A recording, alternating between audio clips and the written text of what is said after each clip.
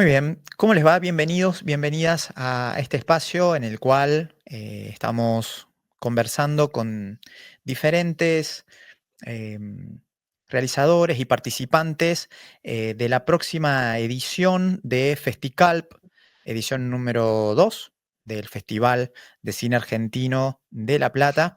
Y como parte de las actividades especiales que se programaron para esta edición, aparece la presentación de un libro sobre cine argentino y específicamente sobre la historia de los estudios cinematográficos en nuestro país. Para esto invitamos a una conversación a su autor y le damos la bienvenida a Alejandro Ojeda, actor, historiador e investigador de cine, autor del libro Aquí se hizo la magia, em, con quien conversaremos sobre esta publicación reciente y, bueno, que también va a tener lugar en Festical en los próximos días.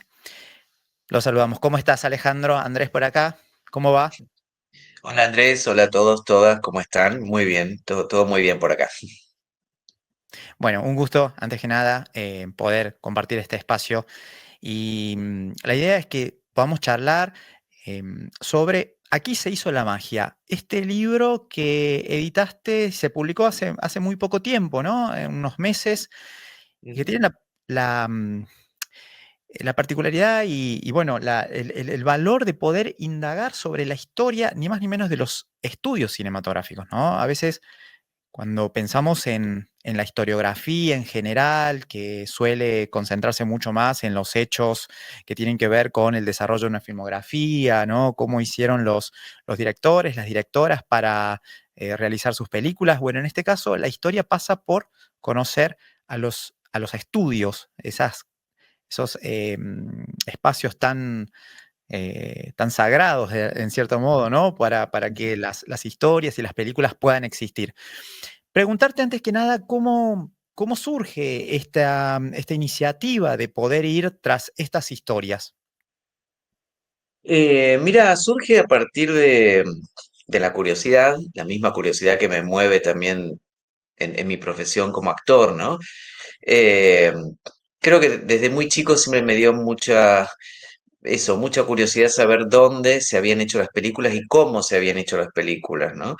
Quizás, digo, yo vengo de una generación donde crecimos sin internet, entonces el acceso a a las películas anteriores a nosotros, era solo a través de la televisión, de algunos ciclos especiales que pasaban en los canales en la TV abierta.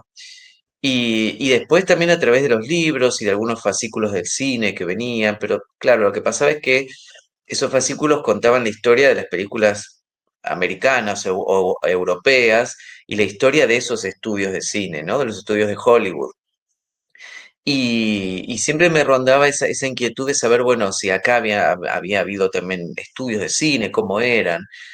Después, ya más grande, con mi profesión de actor, tuve que ir hasta algunos lugares en la zona norte, en Martínez, en Don Torcuato, a dejar mi currículum como actor, y ahí me encontré de golpe en unos enormes galpones, con algunos letreros medio desvencijados que decían, por ejemplo, Argentina Sonofilm, o Mapol, o Baires. Y entonces ahí ya más de grande retomé esta inquietud, esta investigación que, entre paréntesis, empezó como una investigación para mí mismo, ¿no? Como algo que yo no tenía resuelto en mí, esto de saber cómo se habían hecho las películas. Y, y seguí con esto, bueno, y hace más o menos 10 años tomé la decisión de hacerlo más formalmente. Empecé haciendo algunas entrevistas y sobre todo yendo a estos lugares donde habían existido estos estudios de cine. Em, Hablamos de 10 años de investigación, un recorrido, imagino, muy extenso para llegar a la forma final que adquiere el libro. También un libro que hace un recorrido cronológico desde principios del siglo XX Ujú, hasta los años 70. Te tomaste el trabajo de poder investigar cada uno de los estudios, los más ujú. renombrados o los más desconocidos. Sí, sí. Eso también fue una toma de decisión, porque eh, empecé con los estudios de la época sonora, ¿no? Bueno, recién nombraba Argentina Sonofilm, a Lumiton. eh, y claro, para saber cómo habían surgido esos estudios, yo tenía que buscar información anterior, ¿no? Información de la época del cine tartamudo o el cine intermedio entre el mudo y el sonoro, y eso me llevó también al cine mudo, y ahí dije, bueno, tomo la decisión de indagar hacia atrás también, ¿no? Y muy por el contrario de lo que me decía mucha gente, que me decían que no iba a encontrar nada, que la mayoría del cine mudo argentino se había hecho solo digo, libre de esta idea de estudio, de productor. Muy por el contrario, te decía, encontré muchos estudios formalizados, muchas empresas formales en la época del cine mudo que tuvieron su recorrido, algunas menos, otras más. Eh, pero sí, te diría que desde 1909, 1910 ya se instaló el primer estudio de cine en Argentina, en Buenos Aires específicamente, ¿sí? Llama la atención cuando uno ve el libro también la rigurosidad con los datos.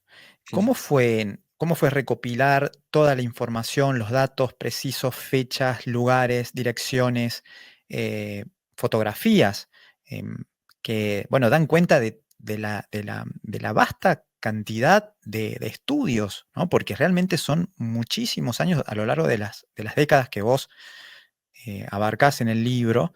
em, no deja de sorprender que esa enorme cantidad de estudios hayan existido en nuestro país. Ujú. Sí, fui a las fuentes más fidedignas que pude encontrar, a las publicaciones, y estoy hablando, bueno, de la época del cine mudo, que fue lo que más costó, ¿no? Muchas publicaciones, y en eso tengo que destacar a la biblioteca de la ENERC, que es hermosa y la maneja gente hermosa y muy, muy capacitada. Digo, hay gente que me permitió poder ver esas revistas, las revistas La Película, la revista Excelsior, Imparcial, todas publicaciones de la década de 1910, 1920. Y fue un trabajo minucioso de leer casi todas las revistas y a partir de esos datos quizá perdidos que aparecían por ahí, empezar a reconstruir esta historia, ¿no? Después, ya en la época del cine sonoro, me resultó un poco más fácil porque hay más información dando vuelta, eh, pero sobre todo hay información de los grandes estudios, ¿no? De los que se conocen, de los que se conocen sus producciones, su continuidad, pero también habían surgido pequeños estudios que duraron menos, eh, y no contento con eso, también empecé a investigar algunos estudios que quedaron en los sueños de los empresarios, ¿no? Algunos de esos grandes estudios que algunos se construyeron y nunca llegaron a filmar una sola producción. Pero sí, esto me llevó casi más de 10 años, eh, porque quise eso, quise dar con el dato más fidedigno que pude encontrar, ¿no?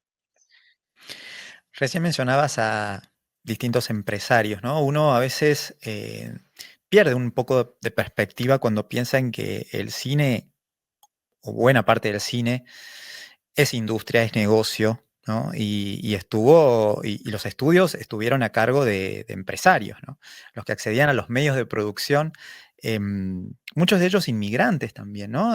Sobre todo Ujú. los de principio de siglo, pero que fueron los pioneros en lo que después conocemos, ¿no? Como, o conocimos como la cinematografía en general. Pensaba en cómo este libro puede ser un aporte para reflexionar sobre las transformaciones en la historia de nuestro cine nacional, eh, Ujú. teniendo en cuenta que cada estudio tenía una dirección, ¿no? Artística, había un interés en el tipo de películas que se producían. Sí, rescato esto que decís que el cine estuvo estuvo, digamos, solventado por los sueños de muchos inmigrantes, ¿no? Que venían a, esto que se dice tan ligeramente, venían a hacerse la América, y esto es real, digo. Pienso en los estudios San Miguel, con don Miguel Machinán de Arena, un español que vino acá a la Argentina desde muy chico. Pienso en los Mentasti, que fundaron el imperio de Argentina Sonofilm, digo, también venían de Italia. Y yendo un poco más hacia atrás, bueno, Mario Gallo, Max Glucksmann, Federico Valle, bueno, muchos. Eh, y sí, te diría más que la idea de empresario, millonario, muchos de ellos sí, pero muchos no, muchos eran arriesgados, ¿no? Que tenían una pequeña suma de capital y le invertían en esto que ellos suponían que iba a ser el gran negocio, ¿no? Y a algunos les fue muy bien y a otros no. Y también rescato esto que decís de que el cine eh, es una industria, ¿no? Y sigue siendo una industria, bueno, ahora un poco bastante apaleada, pero digo, no deja de ser el cine y su producto, que son las películas, esto, un producto comercial, ¿no? Por- Porque uno ve una película como un hecho artístico, pero no hay que olvidarse que es una fuente de trabajo y hay que sostener esa fuente, ¿no? Y sostener esa fuente significa hacer una película que sea redituable. Y ese concepto está en esta industria argentina desde el comienzo. Digo, Mario Galo filmó las primeras películas argentinas no solamente porque le gustaba, sino también porque necesitaba, digo, era una fuente de ingreso eso, ¿no? Y en la medida en que su película circulara y generara recursos, él podía seguir trabajando. Pero sí, el cine en la Argentina como en el mundo cambió, la industria cambió muchísimo, como cambió el mundo, como cambió el concepto, no solamente estético, sino la forma de producción. eh, y en principio, a principios del siglo XX, hasta mediados, digo, el cine argentino se sostuvo en gran medida por estos emprendimientos privados. Sí, sí. Es interesante también pensar la carrera que tuvieron muchos actores y actrices en el cine nacional y cuáles fueron los vínculos que tuvieron con sus respectivos estudios cinematográficos. Ujú, ¿Cómo lo pensás a eso? Eh, cómo se puede pensar esa relación entre los artistas y aquellos que, bueno, los recibían en estos estudios y les permitían de alguna manera también expandir su carrera, ¿no? ujú. Em, sí, el cine argentino y el cine mundial, diría, esto es una opinión personal, siempre estuvo como un poco a la sombra del cine de Hollywood, ¿no? Ujú. Y a la sombra no lo digo como algo totalmente negativo, digo, el cine argentino en su forma se copió mucho del cine americano y copió también esto del Star System, ¿no? Esto del sistema de estrellas, del sistema de contrato de figuras. Eh, y entiendo que esto viene sucediendo desde la época del cine mudo también, ¿no? Y se hizo mucho más evidente en la consolidación de la industria a partir del cine sonoro. Lo que sucedía con los artistas y con muchos directores también, para meterlos dentro de esto del arte, ¿no? A los directores, se los contrataba muchas veces en forma exclusiva por cada empresa y estaban bajo contrato a veces o por cantidad de películas o por tiempo, ¿no? Hay casos muy emblemáticos y curiosos como los casos de Nini Marshall, por ejemplo, que, que ella no quería hacer cine porque tenía miedo, porque venía de la radio, y es contratada por Lumiton para hacer una película. Y claro, fue tal el éxito que otra compañía, que era Argentina Sonofilm, también la quiso contratar, pero como estaba contratada en Lumiton en exclusividad, los de Sonofilm dijeron, bueno, yo también la contrato, pero para hacer en exclusividad otro personaje. ¿Y qué sucedió? Durante un tiempo Nini Marshall filmaba en exclusiva para Lumiton con su personaje de Catita y con Sonofilm con el personaje de Nini. Y había otra empresa que era los estudios EFA, que también la quisieron contratar y en ese momento, estoy hablando de los años, entre los años 37 a 40 y algo, y Marshall trabajó para tres empresas distintas en simultáneo, pero con esto de la exclusividad de sus personajes, ¿no? Que no podía repetir personajes. Lo mismo sucedía con Sandrini, que tenía estos contratos de muchos años con Lumiton, luego con EFA, con varias otras empresas. Eh, y esto garantizaba a los artistas, bueno, su fuente de laboral, digamos, una estabilidad, ¿no? Y estoy hablando de las grandes figuras, porque después los demás, las segundas figuras tenían que moverse de un lado a otro para conseguir su trabajo, ¿no? No nos olvidemos de eso, uno habla de la época dorada del cine como que todo era dorado y todos eran millonarios y a veces no era tan así, muchos artistas tenían que buscar el mango yendo y hago así porque el estudio de Lumiton estaba en Munro, Baires estaba en Don Torcuato, digo, y hay muchas historias de artistas viajando de un lado a otro para hacer su, su sueldo, ¿no?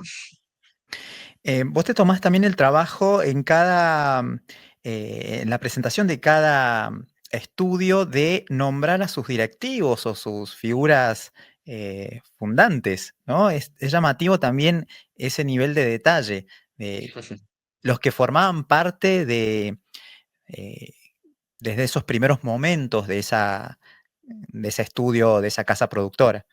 Ujú. Sí, porque me pareció interesante rescatar, como te decía antes, a estos aventureros eh, que de verdad tenían una fortuna y lo que hacían era construir un estudio. Incluso muchos de ellos primero construían el estudio y después se fijaban a ver si podían filmar una película. Eh, por eso me interesaba esto de, como decís vos, de nombrar a estos primeros empresarios y también en muchos capítulos, bueno, nombro cómo fue cambiando toda esta planta de directivos durante el transcurso de los años que duró la empresa, ¿no? Eh, pero cada estudio, como dijiste hace un ratito, estaba muy identificado con el director, ¿no? Con la idiosincrasia que imponía en el estudio y en sus películas cada directivo.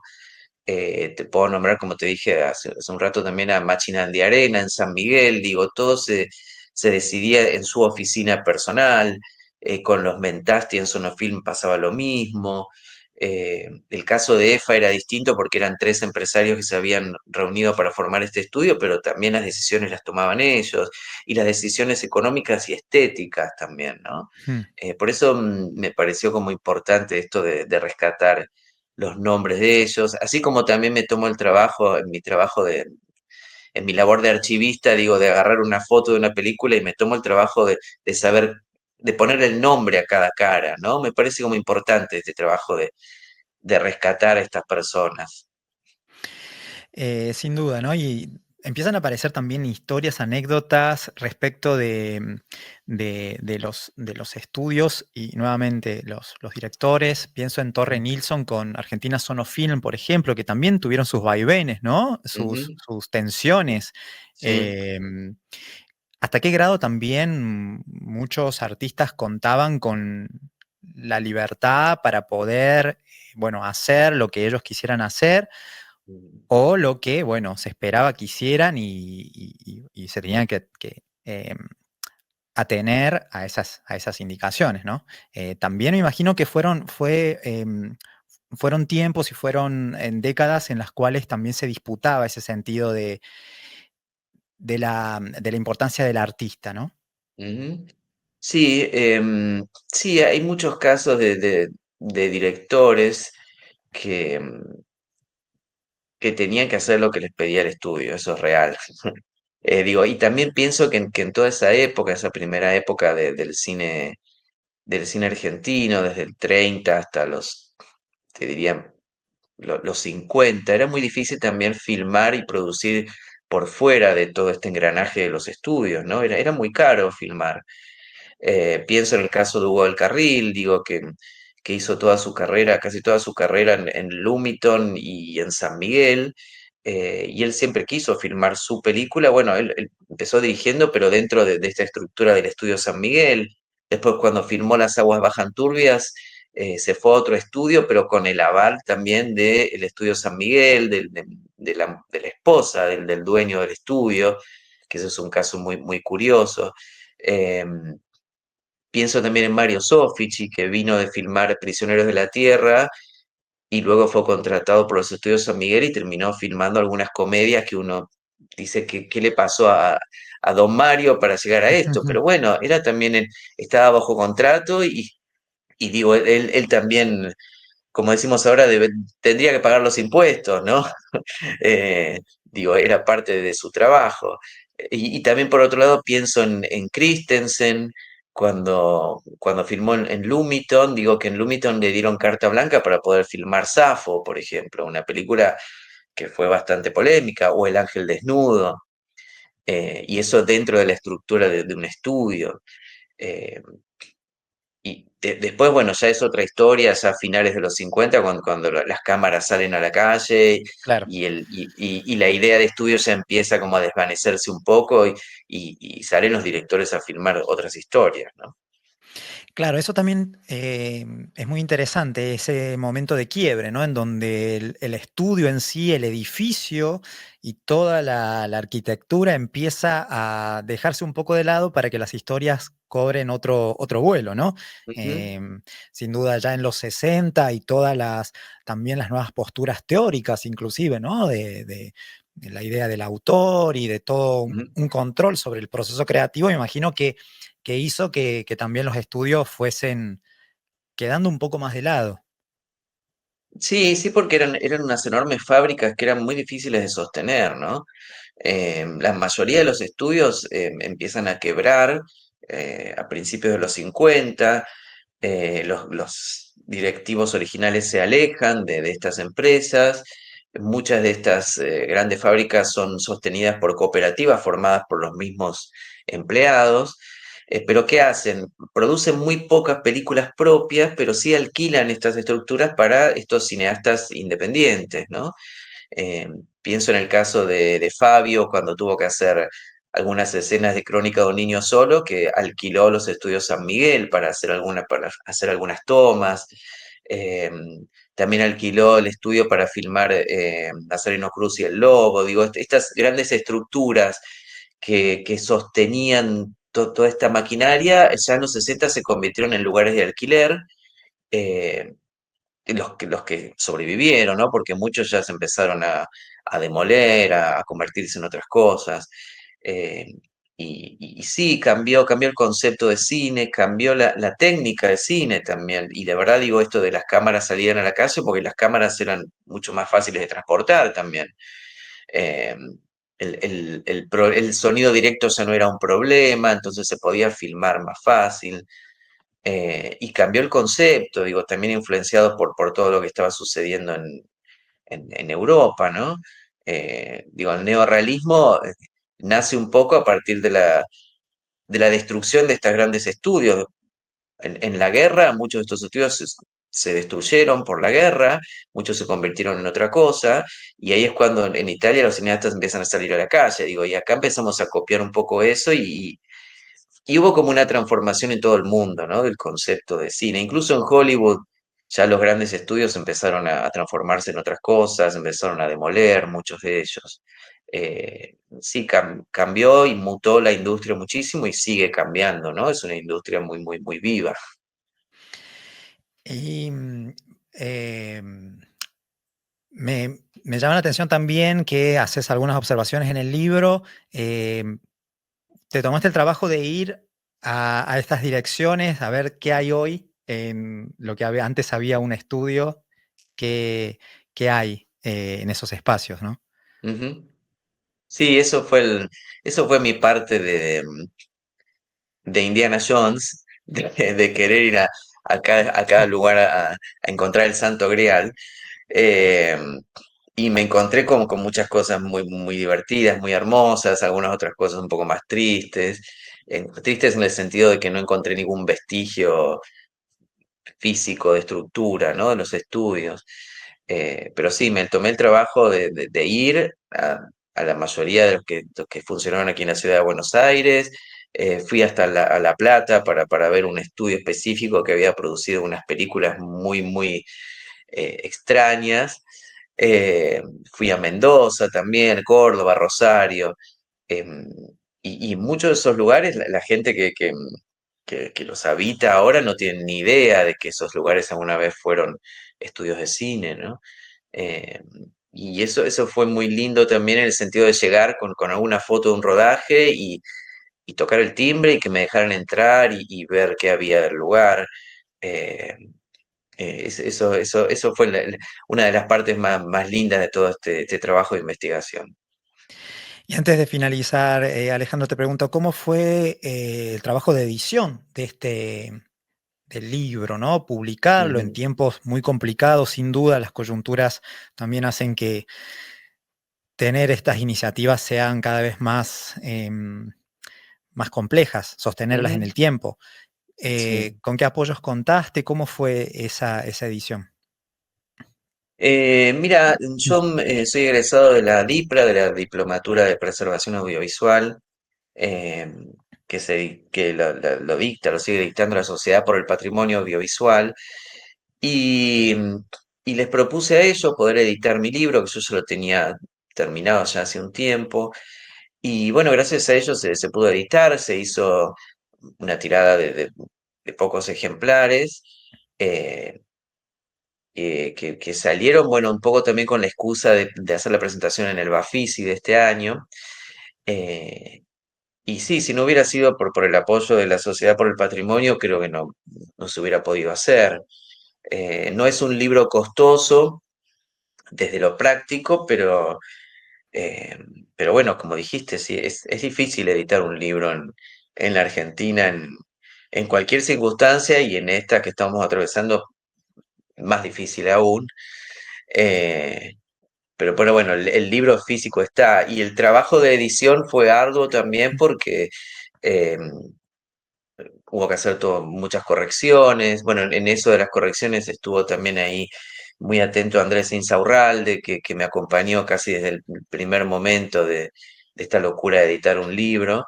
Eh, pero bueno, fue como otra etapa de todo esto, eh, este trabajo de contar esta historia, ¿no? Esto de editar un libro, de elegir las imágenes, porque imagínate que en más de 10 años tengo miles de imágenes de los estudios de producción, entonces también fue un trabajo arduo de elegir qué imágenes específicas poner para poder contar bien esta historia, ¿no?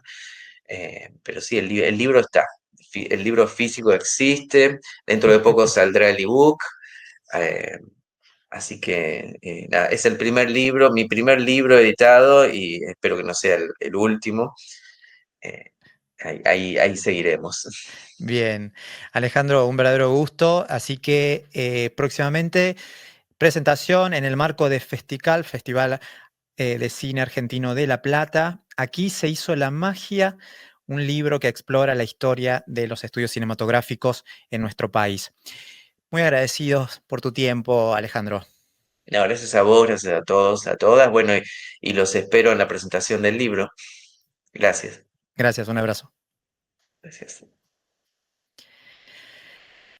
Bueno, Ale, ahí ¿Todo está. bien? Ahí, Hay que volver a perfecto. hacer otra toma. No, no, todo de nuevo, se repitan. No, no. Soy No, no, actor, no. así que no sería nada raro, mira, que me Claro, vas a viste, equivocar. o sea, una toma de una escena de media hora, repetí todo. Eh, Bueno, está bien. no, no, no, por favor. No, no, ahora ya vamos, vamos pasando el material para que los chicos editen y Buenísimo. seguramente lo suban al canal de YouTube, donde se están subiendo otras entrevistas. Y bueno, Bien, antes de de la presentación, como para tener ahí una difusión previa, ¿no? está bueno. Mira, mientras esta charlaba con vos me acordé de este estudio de La Plata, que es bastante polémico, así que voy a marcarlo para contar cosas Ah, ahí. mira, Sí. buenísimo. Fue Eh, polémico porque en realidad hizo solo, creo que dos películas y una de ellas se dice que era como para darle información a los nazis para poder desembarcar en las costas del Río de la Plata. uf, wow, qué Qué historia, historia. ¿no? Es que hay para todo, es muy variopinta la historia, Sí, eh, sí, sí. lo que hay Es que detrás. lo que hay detrás es tremendo, tremendo. Ahora estamos con una colega investigando los inicios del estudio San Miguel, que siempre se dice que se formaron a partir de la concesión que tuvo el dueño de los casinos de Mar del Plata, ¿viste? Y en realidad empezamos a descubrir hace poquito que el estudio lo construyó en el 37 y la concesión de los casinos se lo dieron a fines del 38. Y escarbando empezamos a descubrir que este señor tenía negocios de juegos clandestinos en Avellaneda. Entonces, digo, no, no le va a cambiar la historia a nadie, o por ahí sí a la familia que todavía vive, me van a odiar si descubro eso, pero bueno, son cosas que hay que contarlas, ¿viste? Claro, claro, claro, claro. Está, Bueno, está bueno. vale. Bueno, Esperemos que lo último te pregunto, ¿hay ejemplares físicos? Decís, hay. sí, sí, sí, yo llevo, no, no hay muchos, pero los llevo Buenísimo. para, Dale, para el dale. festival. Sí, sí. Perfecto. Bueno, un abrazo. Lo que no me pasaron bien es la dirección, pero bueno, después me lo Ahí pasarán. le paso a Matías, que es el organizador principal, el coordinador, yo lo ayudo con algunas cosas. Bien, Le digo que te pase toda la info y la data ya está difundiendo todo. Creo que faltan ahora dale, las otras publicaciones de redes, pero le digo que te pase todo en todo caso. excelente. Ahí Buenísimo, nos che. vemos. Bueno, dale, Un gracias, gustazo. ¿eh?